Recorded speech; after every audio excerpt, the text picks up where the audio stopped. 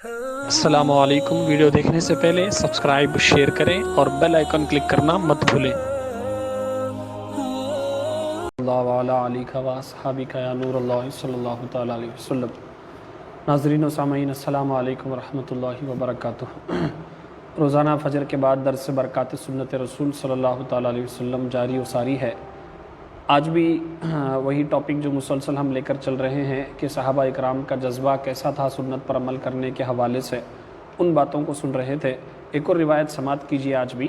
حضرت سعید بن مسیب رضی اللہ تعالیٰ عنہ سے روایت ہے کہ حضرت عمر بن خطاب کسی سفر سے مدینہ تشریف لائے تو کھڑے ہو کر خطبہ دیا، اللہ کی تعریف اور اس کی ثنا کے بعد فرمایا، اے لوگوں، تمہارے لیے رسول اللہ صلی اللہ علیہ وسلم کی سنتوں کا طریقہ جاری کر دیا گیا ہے، تمہارے لیے فرائض مقرر کر دیے گئے ہیں اور تم ایک کشادہ راستے پر چھوڑ دیے گئے ہو، خبردار لوگوں کو اس راستے سے دائیں اور بائیں نہ بھٹکانا۔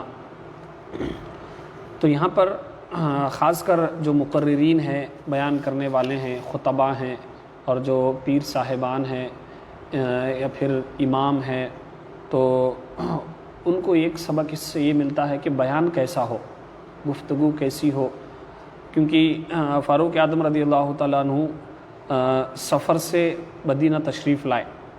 حالانکہ اس سے ایک سب سے بڑی بات تو یہ اس سے پتہ چلی کہ بیان کی اہمیت اس سے سمجھ میں آئی کہ بار بار بیانات ہو، درس ہو اور پروگرامز ہو جس میں مسلسل کچھ باتیں یاد دلائی جائیں۔ ایک تو معلوم ہوتا، سب کو بھی معلوم ہے 5 ٹائم کی نماز پڑھنا، ہر مسلمان کو معلوم ہے، لیکن بار بار اس پر بیانات کیے جائیں، اس کی فضیلت بیان کی جائے۔ اب دیکھو، سفر سے فاروق اعظم رضی اللہ تعالیٰ عنہ تشریف لانے کے بعد کھڑے ہو کر خطبہ دیا۔ حالانکہ سفر کی تھکان اس زمانے میں بھی جو لگژری اور ریزرویشن اے سی 3 ٹائر اور ایئر لائنس بزنس اور اچھے ہائی فائی سفر کرنے کے بعد بھی اچھا خاصا انسان جو ہے تھک جاتا ہے آج کے زمانے میں بھی، لیکن اس زمانے میں اونٹوں کا سفر، گھوڑوں کا سفر، پیدل سفر ہوتا تھا، لیکن سفر کے بعد جو ہے مدینہ تشریف لائے تو کھڑے ہو کر خطبہ دیا، یعنی فوراً جو ہے، کیونکہ سفر کے بعد ایک طرح سے دوری ہو جاتی، جیسے انسان سفر سے جا کر آتا تو کئی دن تک، جیسے یہاں سے دبئی کوئی بندہ گیا تھا، کویت میں تھا، کئی دنوں کے بعد آیا تو گھر والوں سے کچھ ضروری باتیں انہیں یاد دلاتا، کیونکہ گیپ بہت زیادہ ہو گیا ہوتا، بہت دنوں تک بات نہیں ہوئی ہوتی۔ آج تو چلو ویڈیو چیٹ ہے اور موبائل کے، اس زمانے میں کیونکہ بہت گیپ آ گیا ہوتا اور یہ سفر کے درمیان ہوتے تو فوراً آ کر پھر ایک بار ریوائز کیا جا رہا، پھر ایک بار ریمائنڈ کیا جا رہا کہ دین کی ضروری باتیں۔ تو اس سے یہ بھی بات پتہ چلی کہ تب بیان کرنا اور لوگوں کو کچھ باتیں یاد دلانا یہ ضروری ہے۔ اسی لیے ہمارے ہفتہ وار اجتماعات بھی ہوتے ہیں، تو یہ جو بھی دینی اعتبار سے جو کسی دینی تنظیم سے، کسی خانقاہ سے وابستہ ہیں، ان کے لیے بھی ترغیب ہے کہ یہ ہفتے میں ایک مرتبہ اس طریقے سے، اور یہ صحابہ اکرام کا بھی طریقہ تھا کہ یہ بیانات کریں، اجتماعات کریں، جس میں کچھ دین کی باتیں عوام کو، لوگوں کو، مریدین کو سمجھایا جائے۔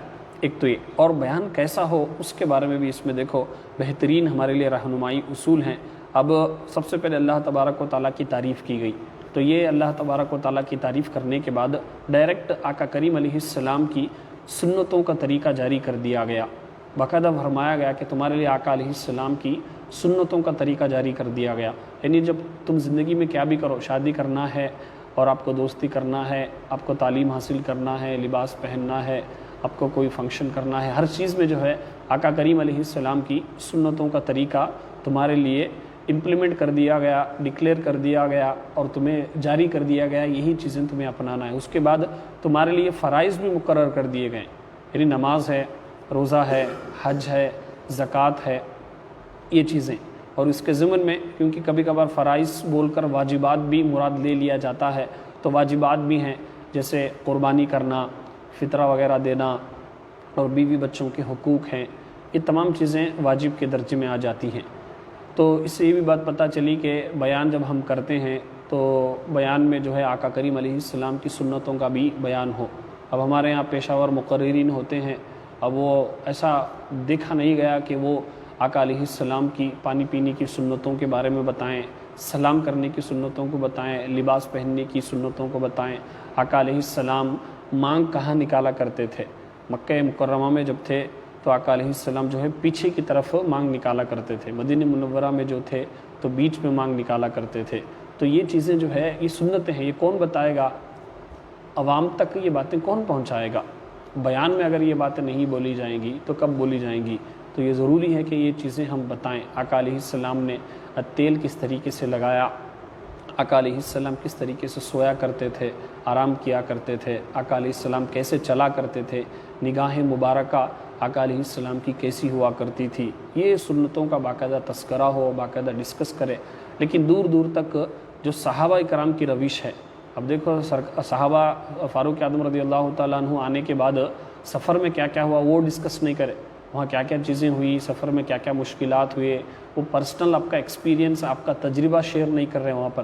فوراً آنے کے بعد سرکار کی سنتوں کے بارے میں بول رہے، اور باقاعدہ جو چیزیں فرض ہیں، غسل کے مسائل سیکھنا، نماز کے مسائل سیکھنا، روزہ ہے، حج ہے، زکوٰۃ ہے، یہ چیزوں کے بارے میں فرمایا، اور آگے ڈرایا کہ خبردار لوگوں کو اس راستے سے دائیں اور بائیں نہ ہٹانا، یعنی باقاعدہ تلقین کی اور ڈرایا گیا کہ لوگوں کو اس راستے سے مت ہٹانا۔ تو آج ضرورت اس بات کی ہے کہ جتنے بھی پیر صاحبان ہیں، اور خاص کر جو عاملین تعویذ پلیتے وغیرہ لوگ کر رہے ہیں، تو وہ سنتوں کے بارے میں باقاعدہ بتائیں۔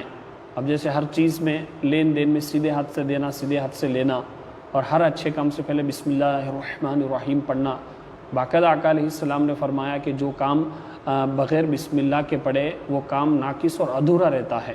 تو اس کام کے حوالے سے باقاعدہ جو لوگ آتے ہیں آپ کے پاس کہ ہمارے پریشانیاں ہیں، مصیبتیں ہیں، اور ہم نہ بیماریاں زیادہ ہے، کون کی ہم نہ کرے، تو تب وہ سنتوں کو بتائیں آپ ان کو۔